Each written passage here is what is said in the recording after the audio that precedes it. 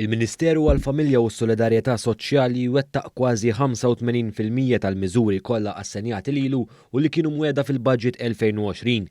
Dan tħabbar waqt konferenza tal-Gvern ġewwa Spazju Kreattiv hekk kif ġie spjegat li twettqu 22 miżura minn total ta' 26.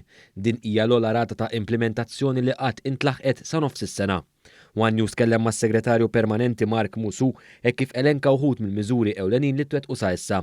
Fosthom dik tas-sieda ta' 7 euro fil-ġimgħa lill-pensjonanti kollha, kumpens għall-olli tal-ħajja jiġifieri 3.49 euro fil-ġimgħa, il-bonus għal twelid ta' tarbija jew adozzjoni u kontribuzzjonijiet akkreditati għal ġenituri bit-tfal b'mart rari. Fuq quddiem l-enfasi dejjem fuq il-pensjonanti, però mbagħad kien hemm ukoll miżuri mirati għal kategoriji oħrajn, familji bit-tfal, anzjani oħrajn li mhumiex pensjonanti, persuni b'diżabilità, persuni oħra bidħul baxx, jiġifieri kellek firxa wiesa ta' miżuri differenti illi kellhom naturalment lan illi tejbu lejxin ta' kulħadd. Huwa elenka wkoll l-aħħar 4 miżuri li jonqos jitwettqu mill-Budget 2020.